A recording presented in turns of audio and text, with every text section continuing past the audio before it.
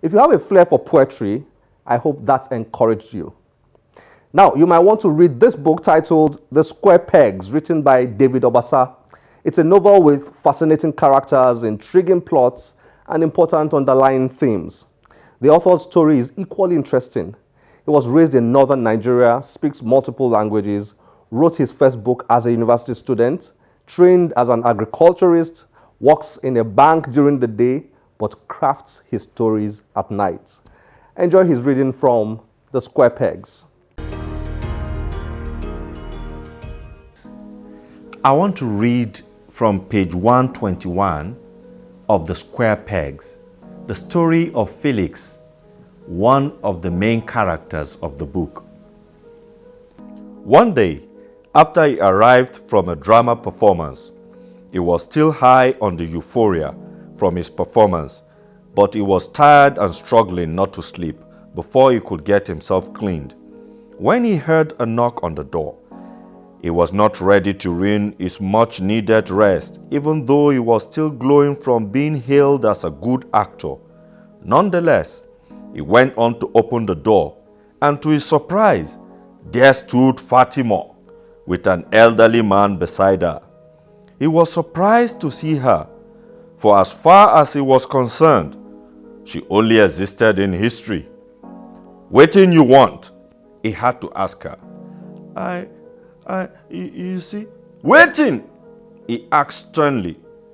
"Young man, shey you go allow make we enter first, abi na for outside you want make we discuss am?" The elderly man said. "Discuss waiting.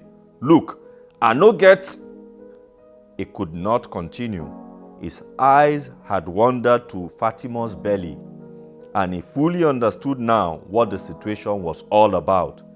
He quickly flung the door of his parlor open, and they went in. Sitting down, the elderly man spoke first. "I be Baba Seki, your father-in-law." "Father-in-law?"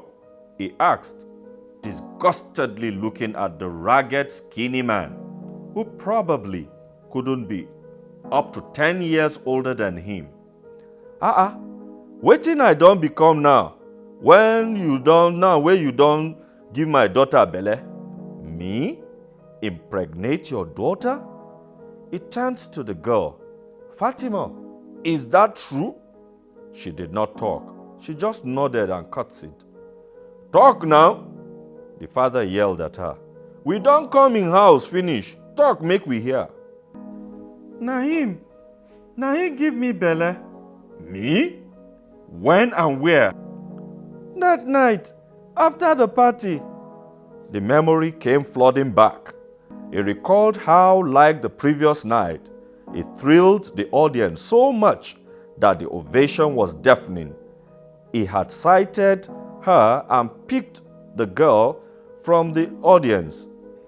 She had mounted the stage with him, and they danced together intimately, provoking other couples to do likewise. The party had been fun-filled. He sang his best songs, and aided by a generous amount of alcohol running through his system, he also sang his most lascivious songs. Later that night, the star-struck girl, who had obviously had too much to drink, became giddy, bolder, and more daring. She followed him backstage and stuck to him like a leech. Backstage, they were erotically entangled as he got ready to conclude the stage business of the night. He had to briefly disengage from the embrace in order to give directive to his boys, and thereafter the two of them went to his house. The urgency of their desire, aided by the alcohol, made them not to think of the raincoat. "So this is the result," he said to himself. He had given her some money and said goodbye to her. He never expected to see her again. In fact, it was a wonderful thing that he even remembered her face or her name.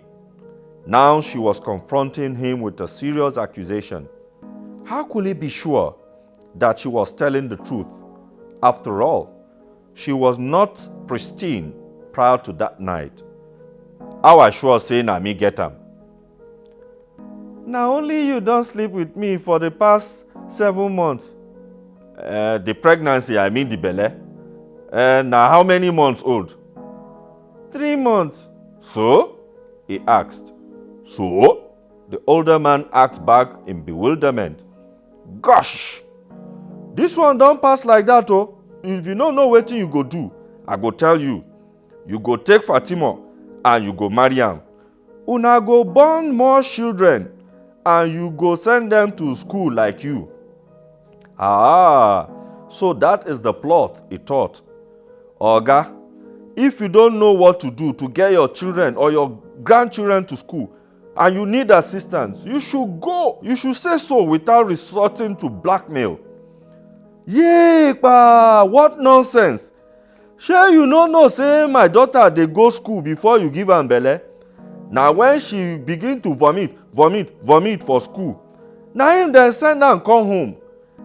Now wey dem don know say for school say e get belle, she no fit finish school with her mate. You see now? You wey go school, na you want my pikin, you no wan make him go school. He felt like slapping both father and daughter and pushing them out, but he restrained himself.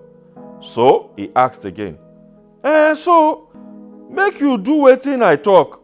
See, when I dey small well pass you, I give him mama belle, then carry am come my house, I marry am.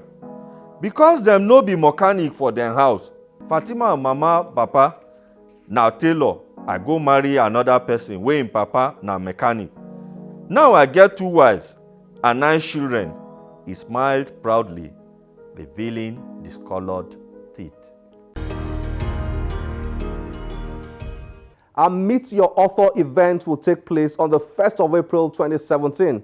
We are bringing together Kehinde Kamson, the founder of Sweet Sensation Confectionery Limited, and the author of this book titled Pots, Pans and Spoons. Lanre Olushola, who is widely regarded as the catalyst due to his successes in performance enhancement coaching for individuals and organizations. Lanre Olushola is the author of this book titled The Money Book. Finally, Nimi Akikugbe, a banker, personal finance consultant, and founder of Best Man Games. She is the author of this book titled A to Z of Personal Finance.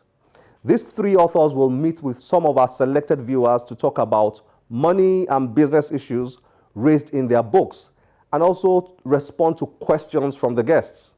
The venue will be Cactus Restaurant in Victoria Island, Lagos, and the event will start at 10 a.m. You can still participate. If you want to learn more about money, or you plan to start a business one day, or you already run one now, simply send us an email through the email address on your screen. Let's know why you would like to be there.